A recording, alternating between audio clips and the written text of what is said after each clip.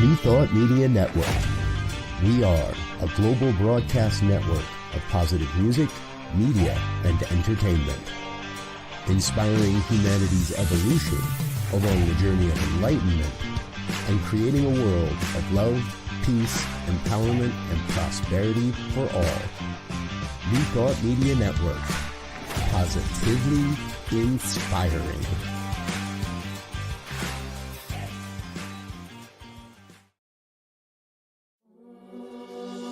Free my mind, open my heart with the whispers of truth, to live a conscious life, to live a conscious life on the growing edge, on the growing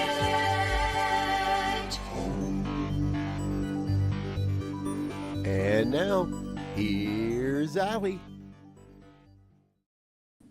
Hello and welcome to Growing Edge Live.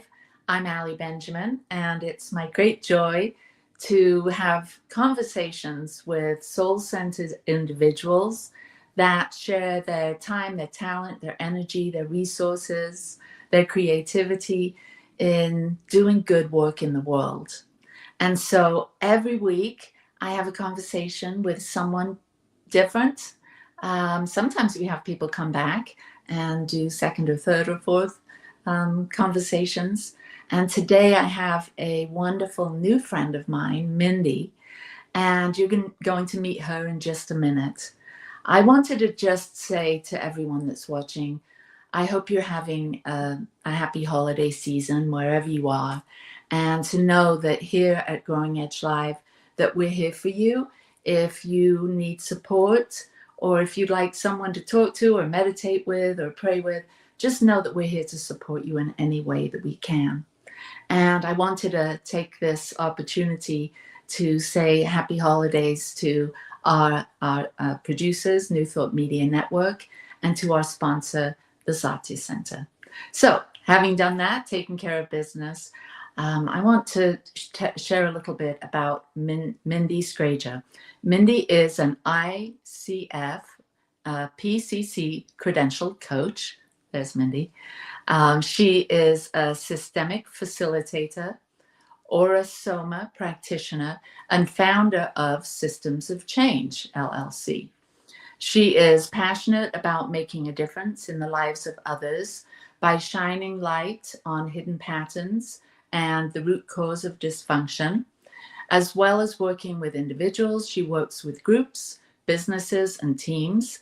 And Mindy is an author, and she also shares transformational wisdom in her blog and in articles. So welcome, Mindy.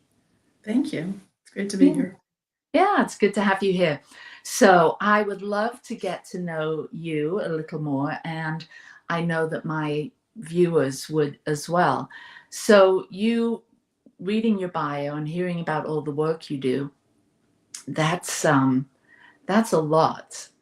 It seems as though you've done a tremendous amount of work to not only develop your body of work, but to help others. And I'm wondering, where did all of this start for you? Were you always inclined to want to help others get clear on their path forward? Was that something you were interested in as a little one? Not so much as a little one. I was always interested in patterns and seeing how things fit together. But when I was little, it was more about how to sort of maneuver the world, how to make it through the world, as opposed to how do I help other people. It was really later on that came in. Yeah. So what was your childhood like? Where were you raised? What part of the country? Yes. So I'm an East Coaster. I was born in New Jersey. And I'm the youngest of 4 children. I have 3 older brothers. And so we grew up, I'd say middle class, and in a relatively small town in North Jersey, close to the New York State border. And so that's where I went to school, elementary school and middle school, and then also high school. And then after that, I left to go to college in a different state, and then actually also studied overseas. Where were you studying overseas? So I studied in France for for a year. So I was a French major in college. And then when I went to graduate school, I went to a school that had an international internship. So I spent 3 months in Switzerland. I got to study both in France and in Switzerland. Beautiful. And just to go back, were you spiritually inclined as a little one? Was your family religious? What was that like? My family was my parents came from more religious background than sort of what they brought us up in. What happened for me, the spiritual piece came in for me. My sister-in-law at one point had mentioned Edgar Cayce. And so I read the book, and became really, really interested in it. And I realized that up to that point, I've been practicing religion with the ritual, but not really with the belief in God. And then that book helped me to actually step into more of the belief in God and look at less of the ritual. So that was really the turning point. And that was about the time that I was going to college. So I remember when I was introduced to Edgar Cayce, that was because I had started diving into my spirituality as a young mother, probably in my mid-20s. And I had gone to a spiritual center. This was in Southern California. And out of the blue, I started seeing these colors around the people on the platform. And I was quite astonished. I had, as a very young child, I'd had a mystical experience, and whilst it was significant, I kind of just, didn't think much about it. But then this happened when I was in my mid-20s, and I started seeing these colors, and that really woke something up in me. And so I then started seeing auras. I came to find that that's what they were called. And so then I would, read lots of books and try and talk to people about it and not sound too crazy or woo-woo or anything. But it became one of the main reasons I would go to church, is because I would see all these beautiful colors. And so reading Edgar Cayce was kind of, I read a lot of material, and I thought, so many people are talking about this in books and in general, but they all seem to have a slightly different interpretation of what that actually means, like certain colors or the energy of that. So when you were reading that, were you, how did that stir in you this sense of, putting the ritual together with a higher power or God? Can you talk a bit about that? So I don't actually remember all the specifics of it. I remember that it just felt like I had been so stuck in the religious piece and not really looking at what was how God fit with it. And so when I stepped more into looking at not just doing the ritual, but looking more at spirituality and things like it shifted things. That was sort of a piece. It didn't come in till a bit later, when I really, Edgar Cayce, the first practitioner I ever went to was an Edgar Cayce practitioner. And that's really where it started. But that didn't happen until closer to my mid-20s, when I was out of college and grad school. So that was just a little nugget. You read that, and that's. Yeah. Yeah. And it made me start questioning. I didn't have the ability to see auras. I still don't actually see them. I can sense things, but I don't see them if I wanted to. But yeah, that was sort of the first questioning. I think a lot of growing up. So for me, a lot of it was being bullied all through, from grade school through high school. And so a lot of it was, in some ways, was sort of survival. And then that became sort of my first, is there something that, is more than that? Yeah, bullying is, I'm sure we all have our own experience with that, whether we were the victim of being bullied or a bully ourselves. So tell me a little bit about how the bullying impacted you. And was that, you said you're the youngest of the only girl in a family. Was that going on, in your family as well as at school and out in the world? So two of my brothers are older enough that they were out of the house by the time I was really aware. My next oldest brother and I had a little bit more of a, he would, one of my childhood memories is he would take a bobby pin and twist it and then hold it up against my skin where it, so it popped. We have since, settled into into a nicer relationship. But the other thing was he was the big man on campus. So, you have the big man on campus and the kid who's being bullied. So there was that dynamic as well. Later on, came to learn, some things about my mother, which would have highlighted that she actually bullied me as well. And my dad, he grew up in the age where women weren't really as contributive in society. So, in some ways by saying, oh, well, you're a girl, that in some ways it wasn't the same kind of bullying, but there are lots of different, I think I've learned over time, there are lots of different ways you can be bullied. And for me, I think the main piece of it was that there was no place that was safe. So home wasn't safe, school wasn't safe. There was really so it impacted my sense of safety, which is something that became part of the search. Yeah. So maybe you've heard the term highly sensitive person. Would you consider you as a highly sensitive person at that stage based on all of those experiences? I didn't at that time. It's actually just came up about a month ago. Someone was talking about it and taking the little quiz that they have. I do fall into not the highest range, but pretty on the scale. So yeah, I would say that's part of it.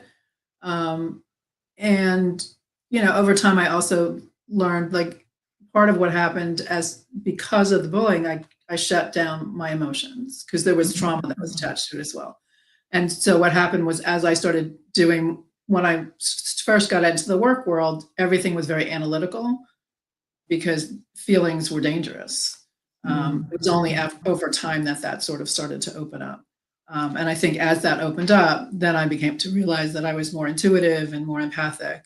But I would not have said that when I was growing up. I don't think I had the awareness of that term, and I also didn't have the awareness of myself. Yeah. So when you think back to those days, that part of your life, who would you say impacted you and why? So back to the days of bullying? Well, yeah, maybe that and just your childhood as we sort of go, move through your life. Were there people that impacted you in negative ways and positive ways? Could you give us an example of who those were? Maybe not the names, but, just the instance. Yeah. I'd say that, so in negative ways would have been the individuals who did more of the physical bullying, because those had some lasting impacts. And then the people more positively, I'd say there were a few teachers who really believed in me, encouraged me. That was more on the positive. And then I think there were ones in the middle where, they didn't know what they didn't know. So like my dad in some ways encouraged me, but in other ways he didn't. In some ways my mother encouraged me, but in other ways she didn't. So I'd say there was more of a mix there. And then of course I had a couple of my siblings where I did have, a shall we say, a sweeter relationship than the one who was closest to me in age. And then there were some friends who, and some people, like my mother started working when I was little. So I was back then, latchkey kids were not that common. Now they are, but there was a neighbor who I went to their house after school. And so their children and the mother and the grandmother were all very welcoming. So I'd say those were also positive influences. So I call them, I actually ended up doing something where I wrote letters to the people who I called my points of light to thank them for being those points of light in a time that was, not necessarily such a light time, but. You did that when you were younger? No, I did that as part of the healing journey. I was sort of looking at, I was dealing with working through all the negatives, and I was like, but there were these people who were positive lights, and let me thank them because, you need, without any positive light, it's really difficult. And they were lifesavers. They really were. So I sent them letters to thank them. That's beautiful. Yeah, I'm thinking for myself, an angel, an earth angel, a point of light in my childhood, and happened to be my neighbor. It's a safe place to go and to feel loved and comforted. Yeah. That's a beautiful idea to actually be able to outreach to them as an adult and let them know the impact, that heartfelt. Yeah. And one of them, it was the mother in the family across the street where I used to go after school. And I sent her a note, and her son actually reached out and thanked me. She said it meant a lot to her. So that's really sweet. I'm beginning to see, put the pieces together to see why you would want to do the work that you're doing today based on the experience you had as a child. And I see this as I've done this show and interviewed and had conversations with so many. And then in my work world as a spiritual leader, I've seen that, we're so influenced by our early days, our childhood, those significant occurrences or situations or traumas or delights that happen early on really do impact us and lead us and help us to establish what's important, what our values are, and our purpose and our why. And so I'm looking forward to, to hearing more of the story and getting more clarity about this. So you went to school, you went to university, you studied abroad. What did you learn being an American and then going to France and Switzerland, I think you said, and you probably went to other places. Did that must have opened you up, because living in one country and then, having the opportunity to go abroad and experience the culture and maybe you met families and spent time with them too. So what did you learn about yourself as growing up American and then going abroad? Well, one of the things for me, especially doing my junior year in France, that was when I opened up to, all this different culture and developed my love of things like chocolate croissants and things. But I did live with a family when I was over there. I lived with a family when I was over there. And, one aspect of living with them, actually, they were royalty. So they had a chateau in the family. I got to live on the chateau for a summer. Was an au pair because I wanted to live on that chateau. It opened me up to a whole different world. I mean, I learned a language, I learned history. I had experiences that I would never have had here. I think I became more aware that we are different, that not everyone, follows the same path or follows the same patterns. So it was really, I mean, the France experience, I still really cherish that a lot. It was really an amazing opportunity. I had done a summer in Middlebury before I went over to be able to immerse myself in French so that I would have an even deeper experience. And it was an American school, so I wasn't fully immersed in like the French university, but still we spoke French a lot. The people who helped us were all French speakers. And got to learn about French fashion and French wines and all that kind of thing. And then did travel on different vacations. So I got to see places like Switzerland and Italy, which again was another great experience. And then when I studied in Switzerland, that was a shorter time frame. That was an international internship for like a 3-month period of time. And I lived with a really lovely family who made sure that I got to experience many different aspects of Switzerland. It's still one of my favorite countries. So I love going back there. So then you came back to the States, and what was your degree? What did you graduate with? So my undergraduate's in French with a minor in economics. And so I took the economics piece and went to graduate school to get an MBA. The school that I ended up deciding on was Babson College, which is in Wellesley, Massachusetts. And I chose them in part because they had an international internship. That's how I got to Switzerland. Through that, I actually came out with they didn't have majors so much, they had concentrations. So I came out with a major in international business, information systems and statistics, because I did an independent study in statistics because that was my analytical Mindy wanted to do that. And so that's what I came out with. And I started working at a company that did IT, not so much the technical management, but the more the business process. Interesting. So you worked in that field for some time. Yeah, so that was my first job out of grad school, was working at a company that I did IT management consulting. Beautiful. And so when did you branch out of working in the corporate world to working for yourself? Oh, that took quite a while. So let's see, I did that company, and then I went to a small startup, and then I went to Motorola, and then I went to Fidelity, and then I went to a small software company called Essential that got bought by IBM, and then I went out on my own. I started the transformational journey before I stepped out on my own, but the stepping out on my own was after working at like 5 different companies. Wow. So you really were, what was the length of time that you were in the corporate world like that? Let's see, not to age myself. Like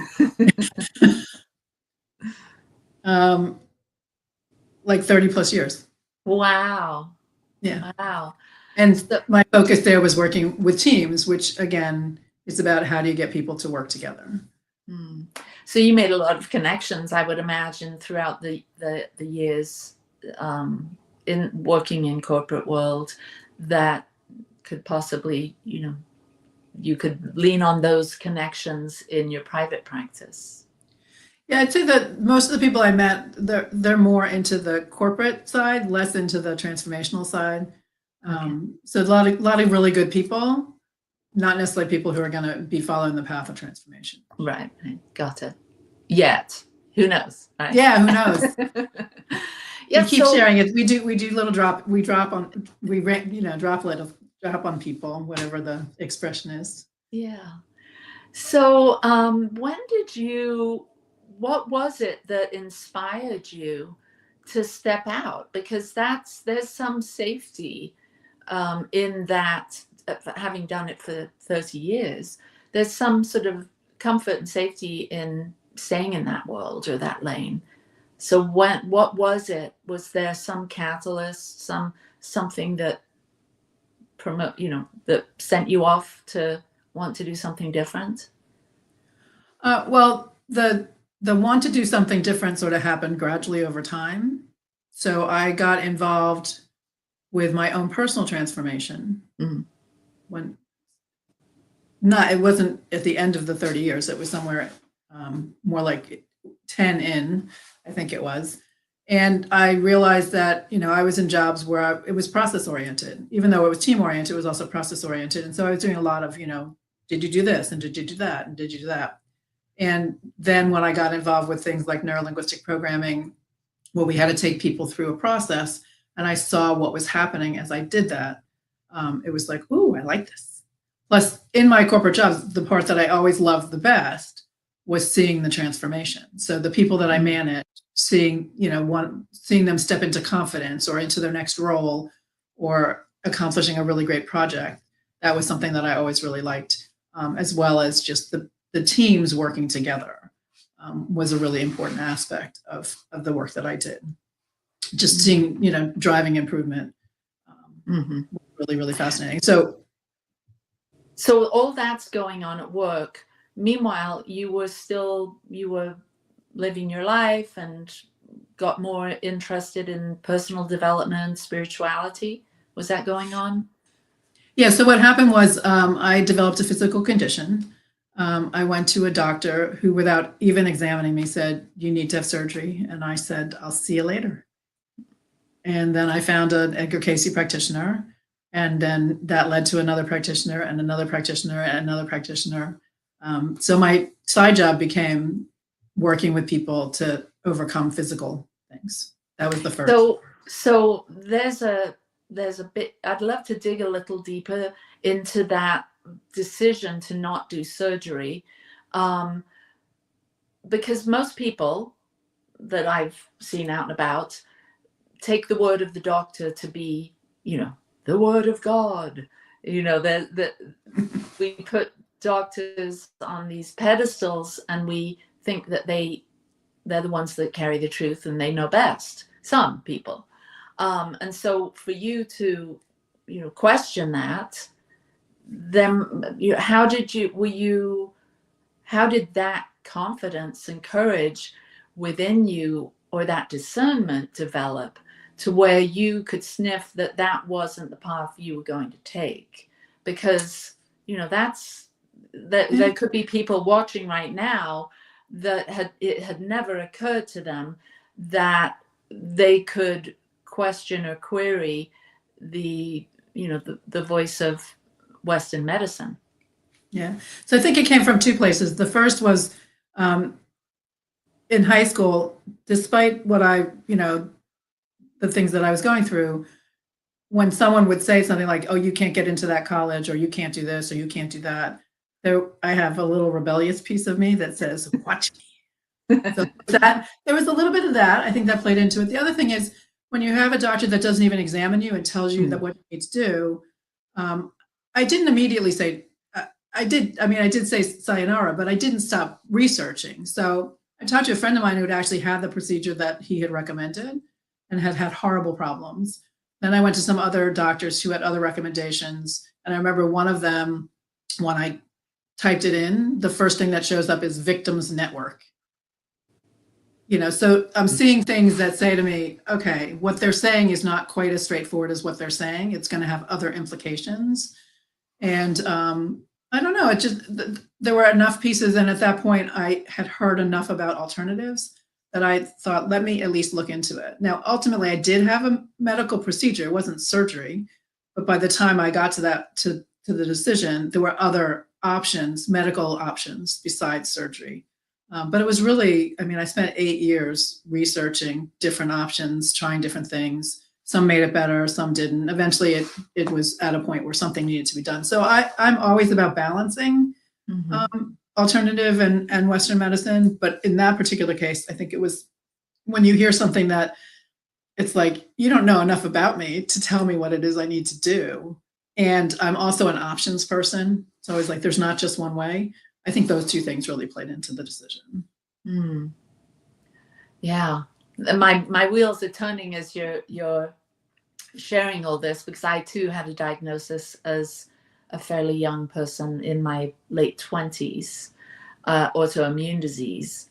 And I sort of straddled both. I went down the Western medicine path, but I was always considering root cause.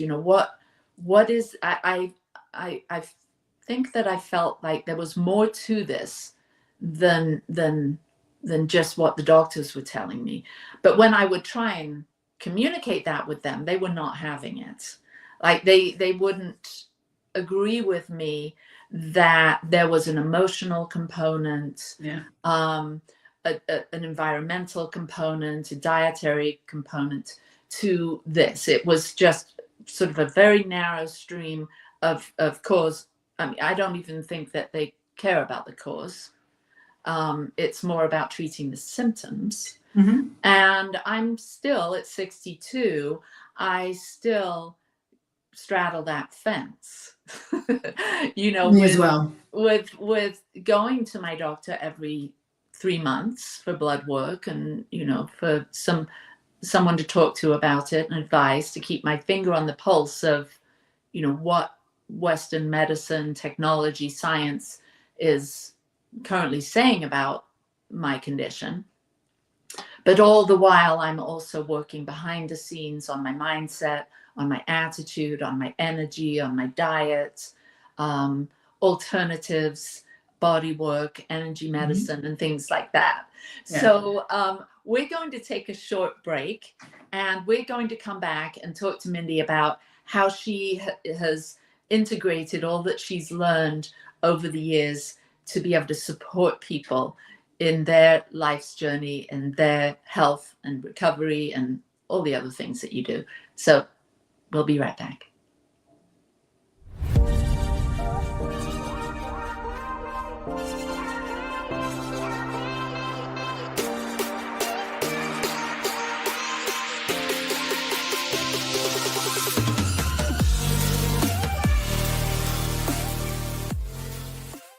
please help us say thank you to our organizational sponsors, including the Hefferland Foundation, Affiliated New Thought Network, International New Thought Alliance, Science of Mind Archives and Library Foundation, Center for Spiritual Living Denver, Center for Spiritual Living Midtown, New Thought Philadelphia, Planned Happiness Institute, Summit Center for Spiritual Living, One Heart Retreats, Center for Spiritual Living on the Lake, Unity Kitchener, Unity Spiritual Center Ottawa, Om Center for Spiritual Living, Satya Center, Begin Within Ministries, Center for Spiritual Living North Jersey, Unity of Savannah, and the Center for Spiritual Living Seattle, as well as all of our individual donors. Thank you for being part of the New Thought Media Network. Please like, share, and subscribe. New Thought Media Network, positively inspiring.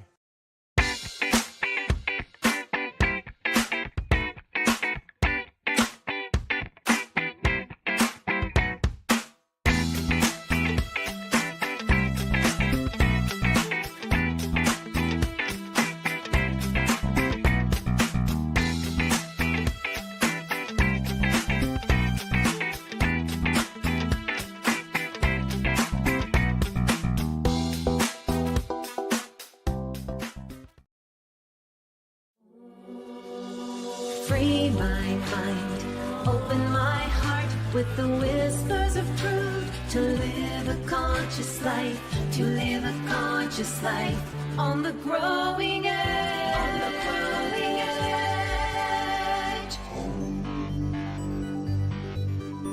edge. And now, here's Allie. We're back with Mindy. Okay, so I'm thinking of beginning with the end in mind, sort of thing. So what is your purpose?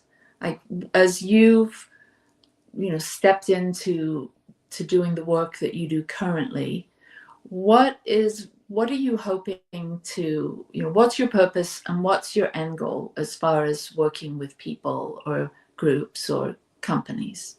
And how I want to put that together so people get an understanding of why you're doing what you're doing. One of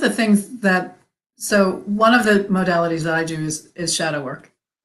I trained with Debbie Ford before she passed away. And one of the things that you look at, and I know it's in other modalities as well, look is what is the gift in even the most negative of situations. And for me, it took a while, but what I realized was I loved helping people see the value in each other and then also seeing the value in themselves. So I now say, I worked with people with teams actually working together. And now it's really about people's inner teams working together. Really with the focus on how to support people to live their best life, to understand what are the patterns that are getting in the way of them stepping forward into more of a place of wholeness. I've actually been hearing a lot about that, where people really are fragmented. There are more and more modalities looking at parts. And so how do you come to a place of wholeness so you can live a happier life where you're really grounded within yourself? Beautiful. So, yeah, there's so many. I just listened to a podcast recently on IFS, internal family systems, and it seems like it's not just in therapy sessions with therapists, but it's sort of bleeding out into the mainstream. Bleeding out doesn't sound like a good term. It is moving out into the mainstream. And people are starting to do this work for themselves as well, like starting to consider. Can you explain to us a little bit about parts work and how you use that in your body of work? Well, actually, parts work actually shows up in many of the things. In fact, you're actually now the third person in a week who's mentioned internal family systems. So I think that's another thing I have to go read a book about or take a class in or something. But basically, one of my favorite metaphors, I guess, is Debbie Ford used to talk about all the parts on the bus. If you were to, you have a bus, and so, you invite the happy part or the angry part or the manipulative part, so that we're all made up of all these different aspects of ourselves that can show up at any time. And sometimes what happens is they fragment or they create conflict, so that they really do appear in different ways. When I do, for instance, the program I just completed, Meeting the Shadow, you connect to your higher self aspect to help you understand the lessons in your story and then step outside of the story so that you can then step into your greatest contribution and share your gifts with the world. If I do something like a voice dialogue, it's two parts that are in conflict with each other, and you talk to both of them to understand what they want and then how they can work together better. So in some ways, it is like a team working together. So it's just saying that pieces of us fragment off. So like I mentioned that I had a little rebellious streak.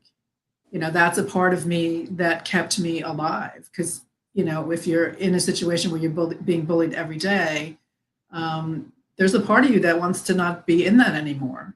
So to have a part of you that is, I'm going to prove you wrong, or I'm going to stick through this, or I'm going to, whatever it is, that's what can come together with those two parts and keep you moving forward.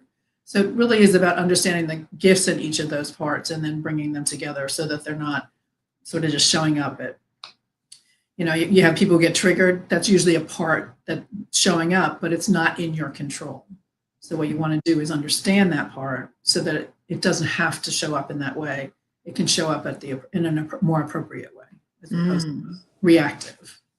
Yeah. So as you've worked with other people, but most importantly yourself with the bullying part, or the victim of, to that bullying, what would you say to someone that has been bullied, let's say at work? Maybe there's another coworker that's challenging for them in that way, or a boss, or what have you learned about, healing that part of the victim of that bully?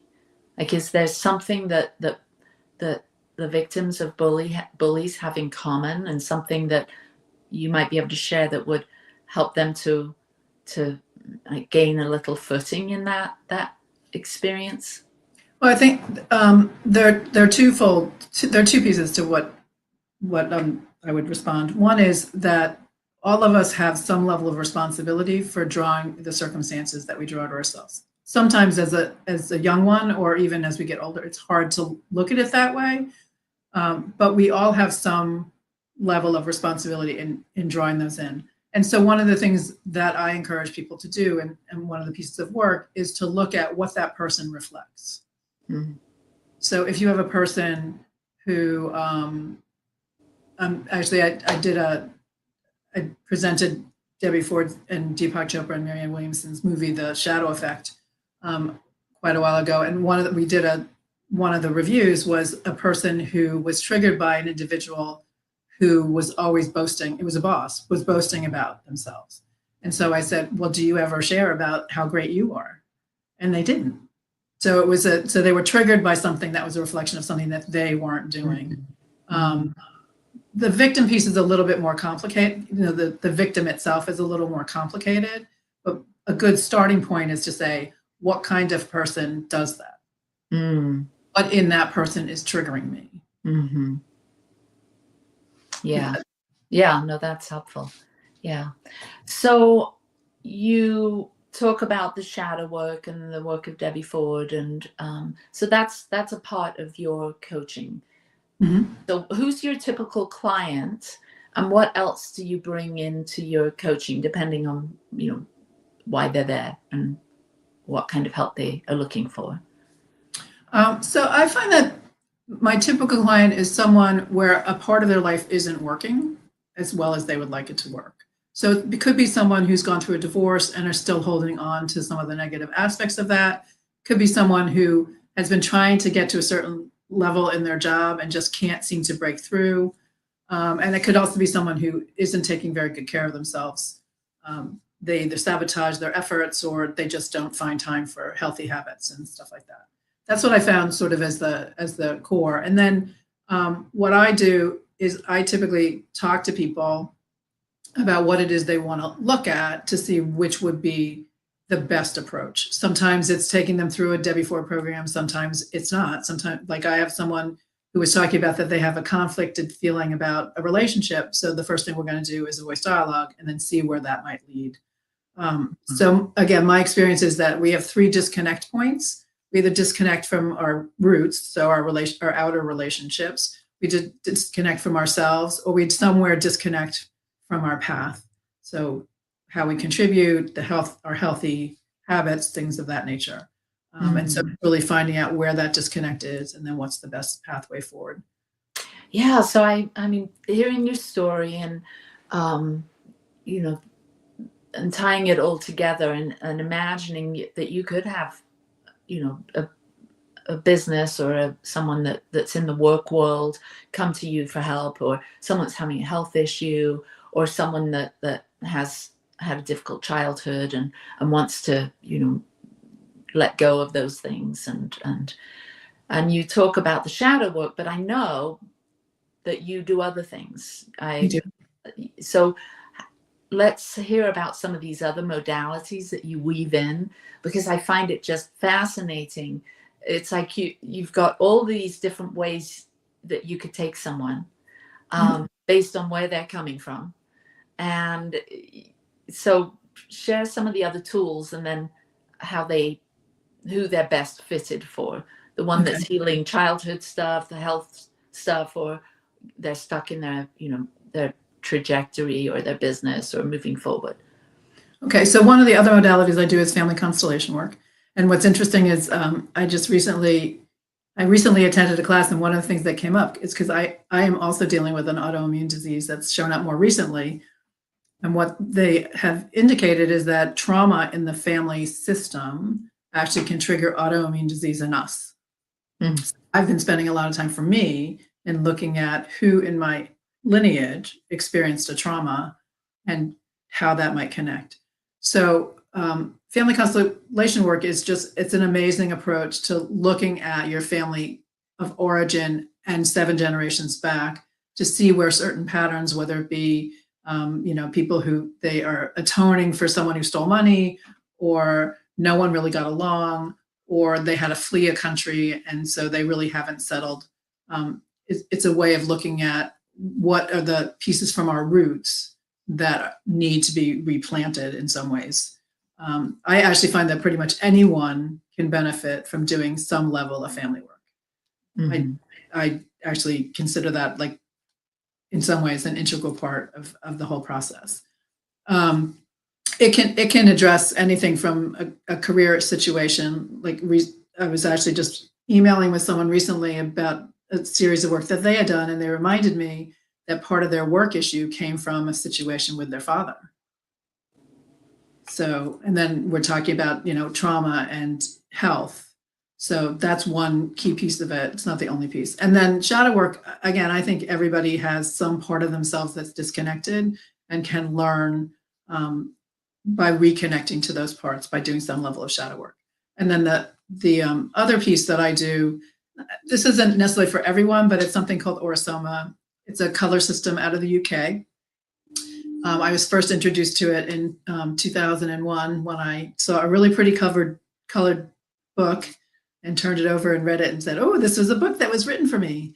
And I've been working with it ever since. It's another way of looking at what's hidden, because people don't necessarily look at color as a way of doing transformation. But so, for instance, say you're having the blues. If you bring in the complementary opposite, which is orange, which can represent joy and bliss, it can help you come to a place of balance. So I think all of them are really about finding a place of balance. I also more recently have been using Aura-Soma bottles in family constellations. So that's another way that they weave together. And I think all of them have a shadow component. Like, we have secrets in our families, things that we don't look at or things that people didn't share about. Aura-Soma, there's the light and the dark sides of colors. And then shadow work, of course, is the light and the dark in that. So all of them really look at both the positive and the negative patterning, but in different ways. Some are more sort of, in your head kind of thing. Some are more sort of energetic. And then others are both energetic and then use color as different ways to look at it. So those are really those are sort of the core modalities. I also weave in voice dialogue, which I consider to be somewhat of a shadow piece. I like to use it when someone has a goal that they want to do, to make sure that they're aligned. Because if they have two different parts of themselves, one saying, oh yeah, I want to do it, and they'll say, no, I don't, they're not going to get there because they're just going to be conflicted the whole way along the path. So that's a little bit about the other things I do. Yeah, that's fascinating. So do you typically attract people from the corporate world? Because from what you're talking about, I would imagine there's more people that are less corporate or maybe both, but they're more interested in this deep inner exploration of their personal journey, and all of the family constellations, the Aura-Soma, the dialogue work, and the coaching that you've learned through Debbie Ford Institute and such. I'm wondering, is it more, do you get the corporate clients anymore? That's still a... Yeah. I mean, I haven't gotten corporate clients from the perspective of I don't go in and work with teams. Okay. But I do get people who are in corporate. I mean, people who are feeling restricted in their ability to get to the career goal that they want to. They're in corporate. But yeah. So, I mean, I think it's a combination. Some people come because they're curious about the different modalities, sort of like where my journey sort of started with a couple things for a particular reason, and then it became, oh, let me try that, and let me try that, because I really like to do that. But a lot of them really are people who they either have a situation in their corporate life or in their personal life. It's not as much people who are just exploring something because they're curious. I might say Aura-Soma is probably the thing that if they're curious, they're going to do that. But the other ones, it's more, they have a situation, and they really want to look at it. And many of them, they have day jobs, and something's just not working. Right. Yeah. So I've got a situation that might be interesting to talk through, so that people can see, especially with the family constellations piece. Yeah. So a month or so ago, I went to a workshop, an intensive 6 nights workshop with somatic Enneagram and family constellations.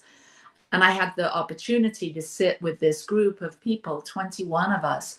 And so I witnessed 21 people have the experience of having a constellation, which is, maybe you could briefly share what a constellation is so that people can understand that. And then I'll continue with my story. So a constellation is a way of dimensionalizing the dynamic within the family.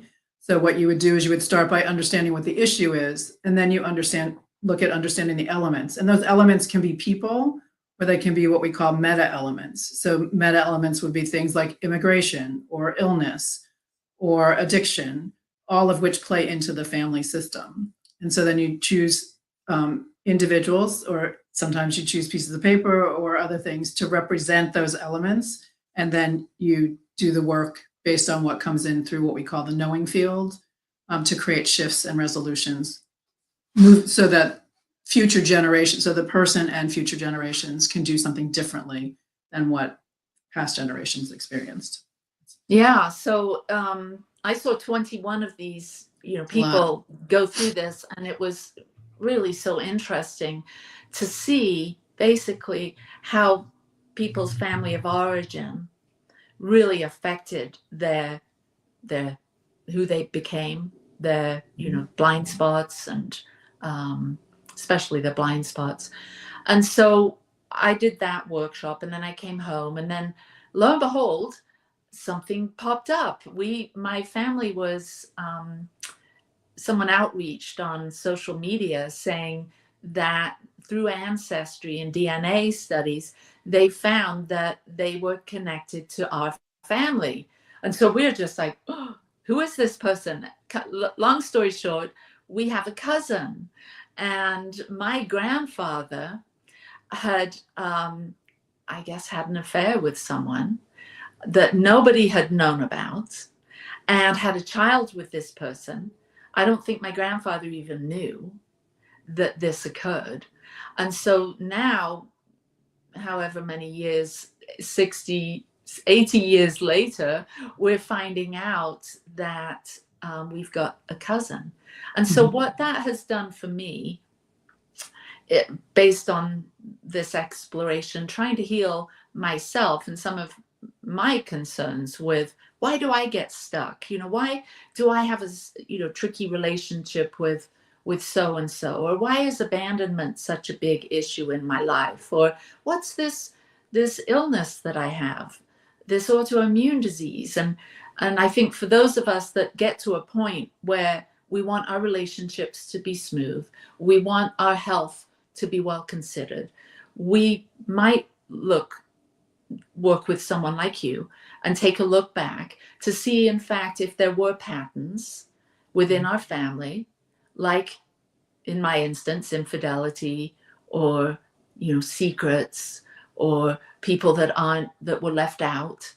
And so can you, based on what I've just shared with you, could you highlight for the people that are watching how this could very much help someone like me work with my relationships and work better with my health issues, once I see that there have been things in my past that I hadn't known before that could very well be impacting? You don't have to talk about me per se, but I'm just giving a scenario here that other people might relate to.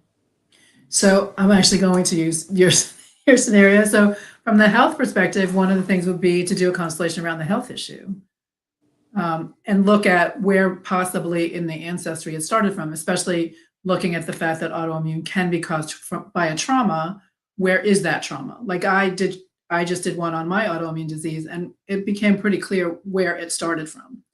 And then you can do things to heal that situation, and give the burden of that situation back to your ancestors, so you can choose a different path forward. So that's one thing.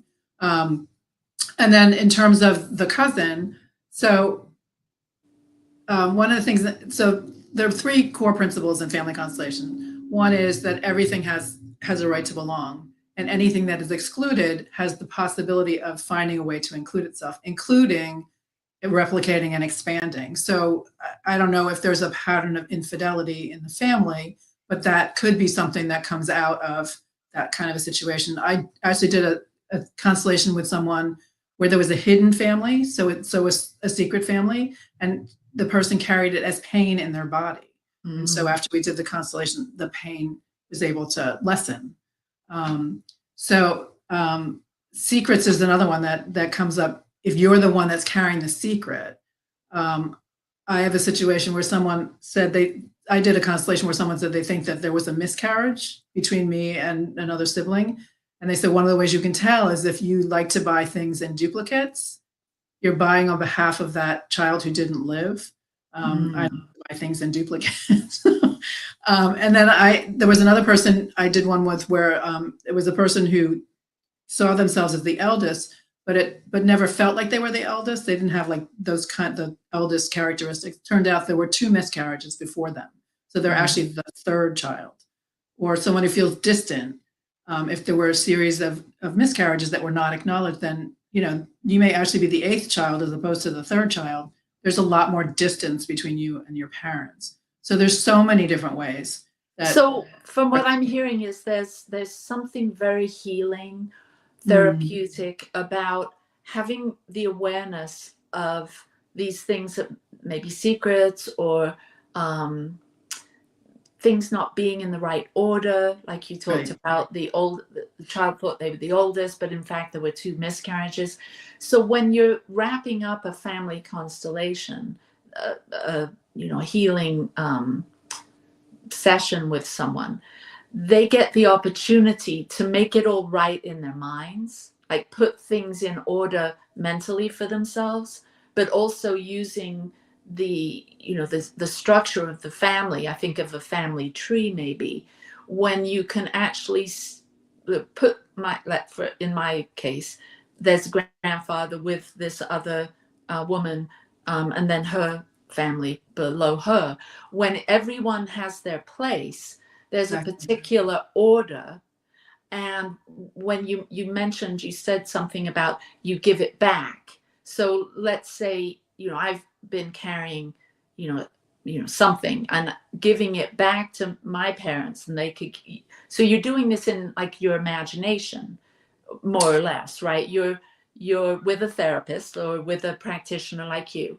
You're identifying all of you're making it all clear. You're putting things in order, and then there's an actual sort of process of giving it back. Well, it depends on how the constellation unfolds. Many constellations are actually done with people.